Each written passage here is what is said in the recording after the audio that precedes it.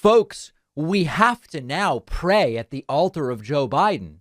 Joe Biden has now reduced gas prices 22 days in a row.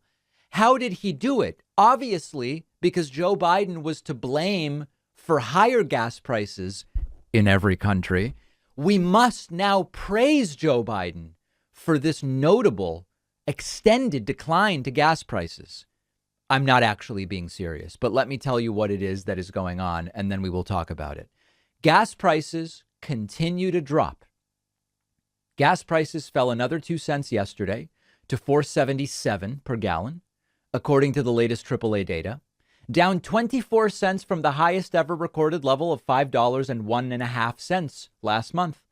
Gas prices are on track to continue falling, though maybe not fast enough for President Joe Biden, who has criticized gas stations for keeping prices high.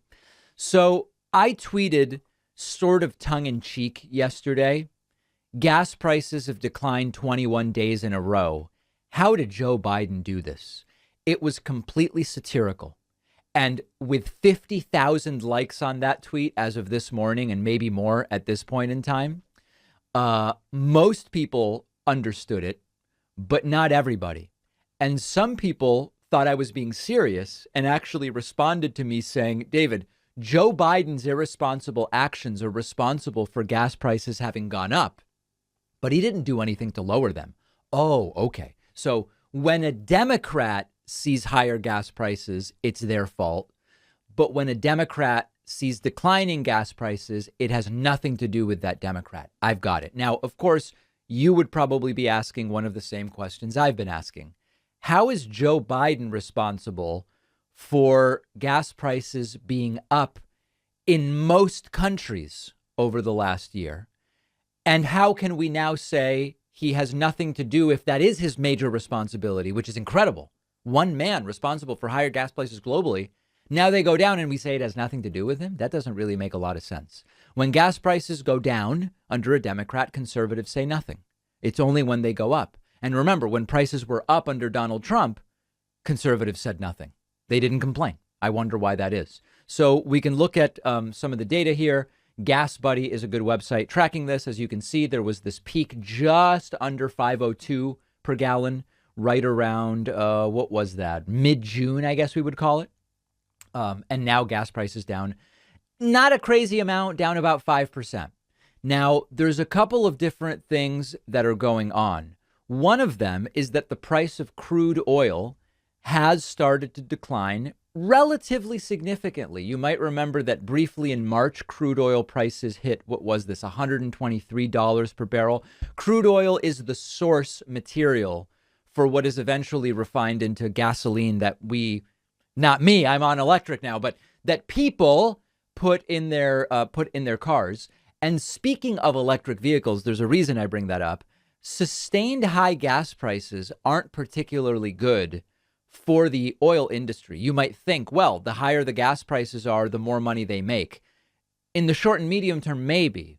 But if the longer the gas prices are sustained at a high level, the more people will say when it comes time to replace their vehicle, I'm going to get off gas altogether and go to an electric vehicle.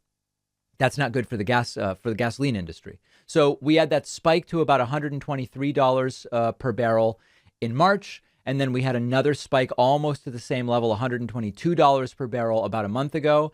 And now, as of yesterday, oil prices were all the way down to, what does this look like? About $98, $99 per barrel. That's a pretty significant decline. In a perfect world, you would eventually see that same proportional decline, about 17, 18%, trickle down to gasoline. It almost never happens. I'm reminded of, we've seen those of us who have paid attention to or purchased airline tickets over the last 15, 20 years.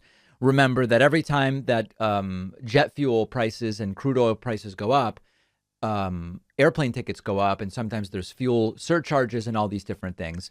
But then when the prices of jet fuel come down and crude oil come down, those are rarely, if ever, removed. They're sort of like permanent.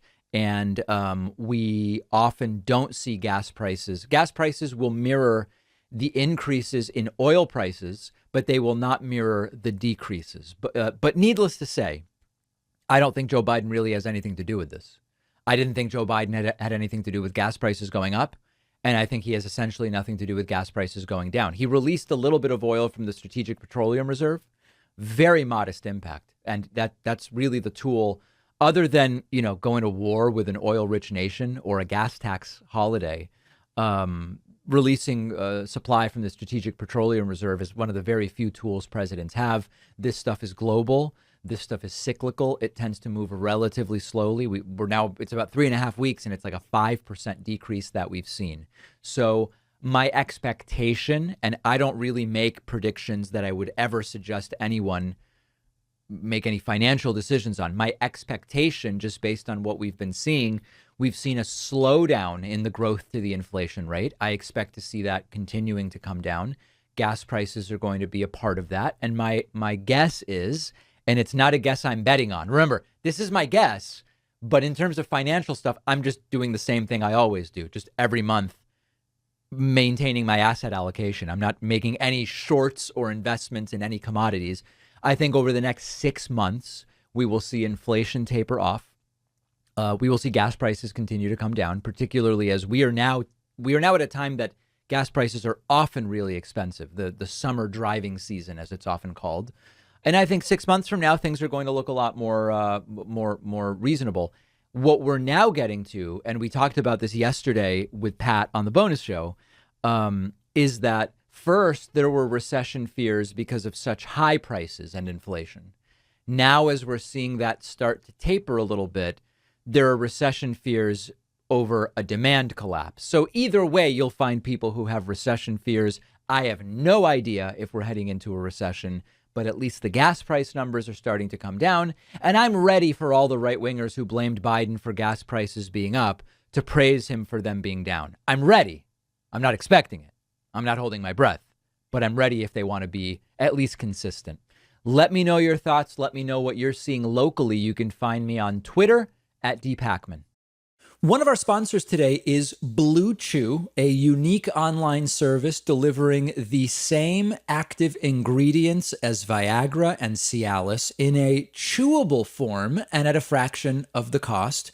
And they're giving my audience an entire month's supply for free. So if you think you could benefit from an extra boost of confidence when it's time, all you have to do is take a short quiz on their website. A licensed doctor approves your prescription. The medication comes straight to your home within days in a discreet package. No driving around to the doctor's office or the pharmacy. No waiting around. No awkward conversations with your doctor. All of Blue Chew's tablets are made in the USA. The entire process is just a few clicks. Go to bluechew.com. The link is underneath this video. They'll give you an entire month's supply for free when you use the promo code PACMAN. All you have to do is pay $5 shipping.